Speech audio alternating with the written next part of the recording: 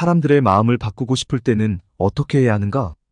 서커스 단원들은 동물을 훈련시킬 때 조금만 나아지는 구성만 보여도 격려하고 칭찬하며 고기를 주고 그것을 끝없이 되풀이하여 칭찬한다. 다른 조련사들도 이미 몇백 년 전부터 똑같은 방법을 사용하고 있다. 나는 궁금하다. 왜 사람의 마음을 바꾸려고 할 때, 개의 마음을 바꿀 때 사용하는 것과 똑같은 상식을 사용하지 않을까? 왜 우리는 채찍 대신 고기를 이용하지 않을까? 비난 대신 칭찬을 사용하는 게 어떨까? 약간이라도 나아지는 구석이 있다면 칭찬을 해주도록 하자. 그러면 다른 사람들은 격려를 받으며 자신을 계속 더 나아지게 만드는 셈이다. 안녕하세요.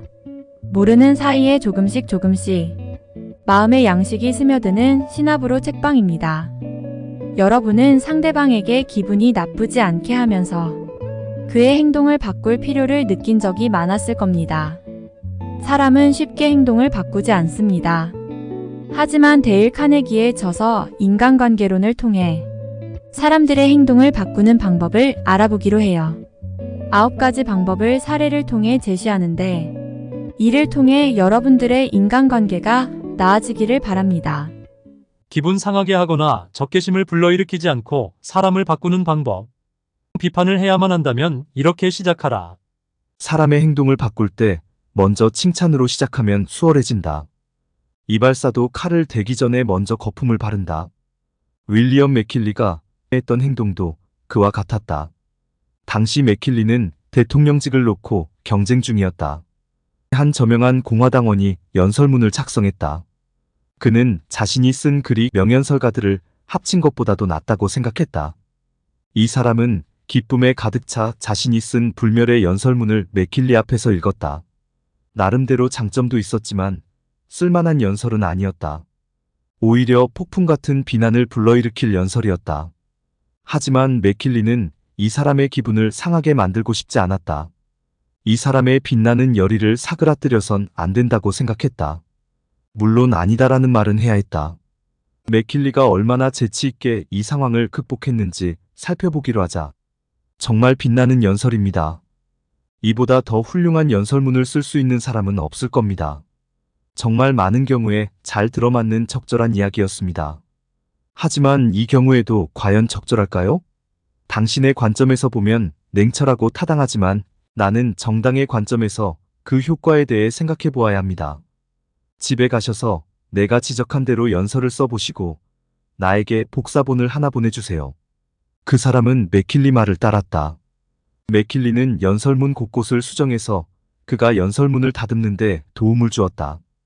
그 후 그 사람은 선거 유세에서 대단히 효과적인 연설자가 되었다. 다른 사람을 기분 상하게 하거나 적개심을 불러일으키지 않으면서 그 사람을 바꾸고 싶다면 칭찬과 진심에서 나온 감사로 대화를 시작하라. 비판을 하면서도 미움받지 않는 법.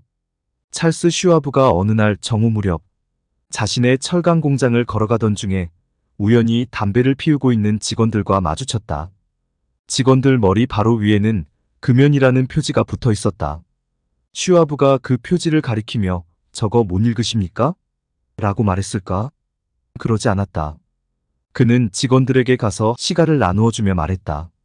이 시간은 밖에 나가 피우시면 감사하겠습니다. 직원들은 규칙을 위반했다는 사실을 알고 있었다. 슈와브는 거기에 대해서는 한마디도 하지 않았고 오히려 작은 선물을 주고 자신들이 중요한 사람이라는 느낌마저 주었다. 직원들은 슈와브를 존경하게 되었다. 그런 사람을 어떻게 사랑하지 않을 수 있겠는가? 그 사람의 행동을 바꾸고 싶다면 사람들의 잘못을 간접적으로 지적하라. 자신의 잘못에 대해 먼저 이야기하라.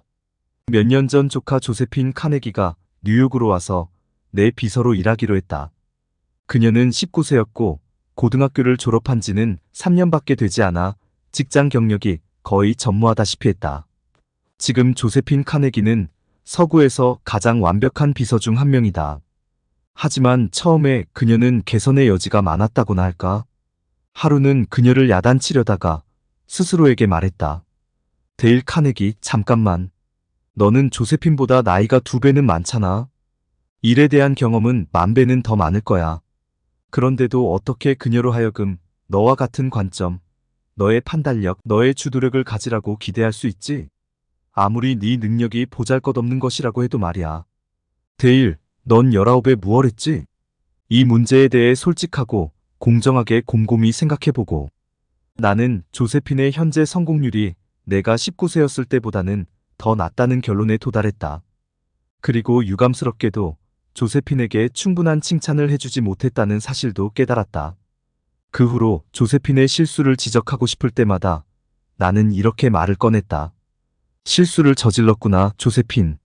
하지만 하늘도 아시다시피 내가 저질렀던 실수에 비하면 큰 실수도 아니란다.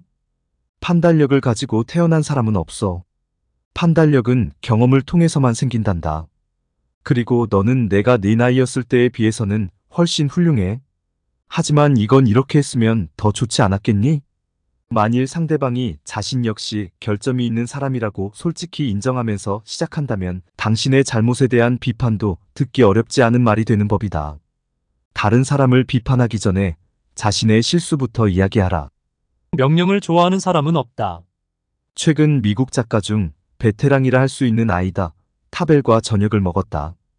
그녀는 오원영의 전기를 쓰면서 영 씨와 같은 사무실을 3년 넘게 같이 썼던 사람을 인터뷰했던 일을 들려주었다. 그 사람은 3년 동안 한 번도 오원영이 다른 사람에게 직접 명령을 내리는 모습을 보지 못했다고 말해주었다. 영은 언제나 명령이 아닌 제안을 했다. 언제나 다른 사람에게 자신을 위해 일할 기회를 주었다. 다른 사람에게 어떤 일을 하라고 명령하지 않았다. 다른 사람이 그를 위해 어떤 일을 하도록 내버려 두었다. 그리고 그 사람들이 실수를 통해 배우게 만들었다. 이 방법은 다른 사람들로 하여금 잘못을 쉽게 고칠 수 있게 해준다. 다른 사람의 자부심을 해치지 않으면서 그 사람이 중요한 사람이라는 느낌을 준다. 그리고 다른 사람으로 하여금 반대하는 것이 아니라 협조하고 싶은 마음이 들게 한다. 따라서 사람의 마음을 바꾸고 싶다면 직접 명령을 내리기보다는 차라리 질문을 하라. 다른 사람의 체면을 세워주어라. 제너럴 일렉트릭 사지인은 찰스 스타인매츠에게서 부장, 직함을 빼앗아야 한다는 골치 아픈 문제에 직면했다. 스타인매츠는 전기 분야에서는 천재라고 할 만했지만 격리부장으로서는 무능한 사람이었다. 하지만 제너럴 일렉트릭은 스타인매츠의 기분을 상하게 만들고 싶지 않았다. 그가 회사에 없어서는 안 될 사람이었기 때문이다. 동시에 스타인매츠는 예민한 사람이었다. 그래서 회사는 그에게 새로운 직함을 주었다. 새롭게 얻은 직함은 제너럴 일렉트릭 자문 엔지니어였다. 직함만 달라졌을 뿐 일은 스타인매츠가 계속해왔던 일이었다. 그리고 회사는 다른 사람에게 격리부를 맡겼다. 스타인매츠는 만족했다. 지휘의 경영진도 만족했다. 그들은 지휘의 까다로운 스타 엔지니어를 잘 대우한 것이다. 그의 체면을 세워줌으로써 아무런 문제 없이 그 일을 잘 해냈다. 다른 사람의 체면을 세워주어라. 그것은 정말 중요한 일이다. 사람들을 자극하여 성공으로 이끄는 방법. 수년 전에 런던에 살고 있던 한 젊은이는 작가가 되고 싶었다. 하지만 모든 것이 그를 가로막았다. 그는 학교에 4년밖에 다닐 수 없었다. 아버지는 빚을 갚지 못해 감옥에 갇혔다. 젊은이는 굶주림으로 많은 날을 고통스럽게 지냈다.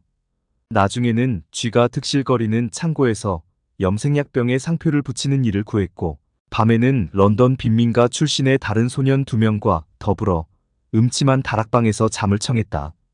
그는 자신의 능력에 자신이 없었기 때문에 누구 눈에 띄어 비웃음을 사지 않도록 한밤중에 몰래 나와서 첫 번째 원고를 보냈다. 보내는 이야기마다 거절당했다. 그러다 어느 운 좋은 날 작품 하나가 받아들여졌다. 사실 그는 그 작품의 대가로 단 한 푼도 받지 못했다. 하지만 한 편집자가 그를 칭찬해 주었다. 이 편집자는 그를 인정해 주었다. 그는 워낙 기쁜 나머지 흘러내리는 눈물을 훔치지도 않은 채 거리를 쏘다녔다. 그 이야기를 발표하며 받았던 칭찬과 인정이 그의 삶을 송두리째 바꾸어 놓았다. 그러한 격려가 없었더라면 소녀는 평생을 쥐나 득실되는 창고에서 보냈을 것이다. 당신은 아마도 그 소년의 이름을 들어보았으리라. 소년의 이름은 찰스 디킨스였다. 약간의 발전만 있어도 칭찬하며 그 칭찬을 아끼지 말라. 자기에게도 좋은 이름을 붙여주어라. 내 친구 어니스트 겐트 부인은 뉴욕에 살고 있다. 그녀는 하녀를 한 명 고용해서 다음 월요일에 일하러 오라고 했다. 그 사이 겐트 부인은 이 하녀를 고용했던 여성에게 전화를 걸어보았다. 그런데 평판이 좋지 않았다.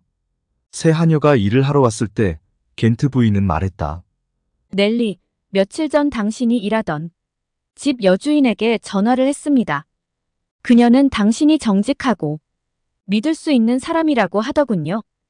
요리도 잘하고 아이들도 잘 돌본다고 했어요. 하지만 당신이 조금 단정치 못해서 집이 항상 깨끗하지는 않았다고 하더군요. 나는 그녀가 거짓말을 하고 있다고 생각해요. 깔끔한 당신 옷차림만 보아도 그래요. 나는 집이 당신처럼 단정하고 깔끔하리라 믿어요. 실제로도 그들은 잘 지냈다. 넬리에게는 부응할 만한 평판이 생겼다. 그래서 그녀는 그 기대에 부응했다. 그녀는 집을 반짝반짝 빛나는 상태로 유지했다.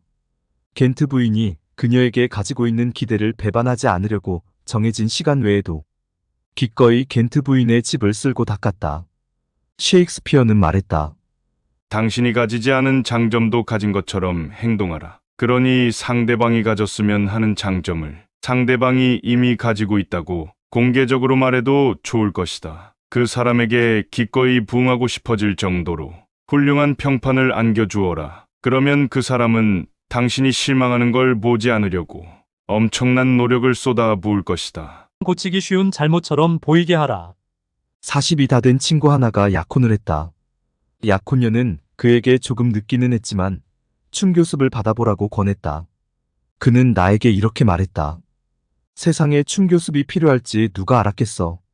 처음 배웠던 게 20년 전인데 그때보다 나아진 건 하나도 없단 말이지. 첫 번째 선생님은 아마도 진실을 말해주었어.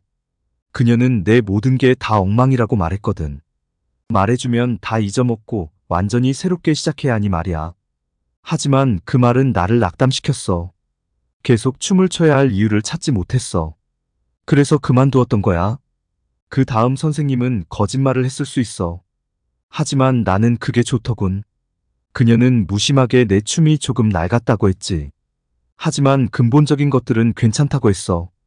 그래서 몇 가지 새 스텝만 배우면 문제가 없을 거라고 하더군. 첫 번째 선생님은 실수를 강조해서 나를 낙담시켰지만 이 새 선생님은 정반대로 한 거야.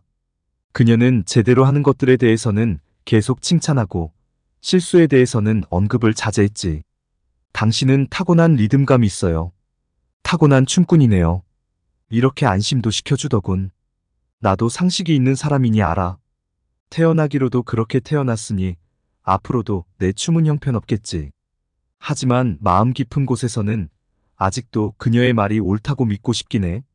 물론 내가 돈을 지불하는 사람이니 그런 말을 했을 수도 있지만 굳이 그걸 얘기할 필요는 없잖아. 그녀가 춤에 소질이 있다고 말해주지 않았더라면 내 춤은 나아지지 않았을 거야. 그녀는 그런 말로 나를 격려해 주었지. 나에게 희망을 주었고. 그래서 나는 좀 더 잘해보고 싶은 생각이 들었던 거야. 그 사람을 바꾸고 싶다면 격려하라. 그리고 다른 사람이 해주었으면 하는 일은 쉬운 일처럼 보이게 만들어라. 사람들이 당신이 원하는 일을 기꺼이 하도록 만드는 방법. J.A. 원트는 뉴욕에서 가장 커다란 오프셋 인쇄업체 원트사의 대표이다. 한 번은 그가 한 기계공의 적개심을 불러일으키지 않으면서도 그 기계공의 태도와 요구를 바꾸어 놓아야 했던 적이 있었다. 그 기계공의 업무는 많은 타자기와 쉴 새 없이 돌아가는 기계들을 언제나 제대로 돌아가게 유지하는 것이었다. 그는 항상 노동 시간이 너무 길고 일은 너무 많아 조수가 필요하다고 불평했다. 원트는 조수를 붙여주지도 않았고 업무 시간을 줄이지도 않았으며 심지어 일의 양도 줄여주지 않았다. 하지만 그는 이 기계공을 행복하게 만들었다. 어떤 방법을 썼을까? 그는 이 기계공에게 개인 사무실을 내주었다. 그의 이름이 서비스부 부장이라는 직함과 함께 문에 붙어 있었다. 그는 이제 아무에게나 명령을 받고 수리하는 사람이 아니었다. 어엿한 한 부서의 부서장이었다. 그는 존엄성을 인정받았고 자신이 중요한 사람이라는 느낌을 받았다. 그는 불평 없이 행복하게 일했다. 유치하다고 생각할 수 있다. 하지만 이것은 나폴레옹도 사용했던 방식이다. 나폴레옹은 레지옹 도네르 훈장을 만들고 1500명의 병사들에게 수여했다. 그리고 장군 중 18명을 프랑스 원수로 임명했고 자신의 군대는 위대한 군대라고 불렀다. 참전 용사들에게 장난감이나 나누어 주고 있다는 비판을 받자 나폴레옹은 응수했다. 남자들이란 장난감에 지배되기 마련이야.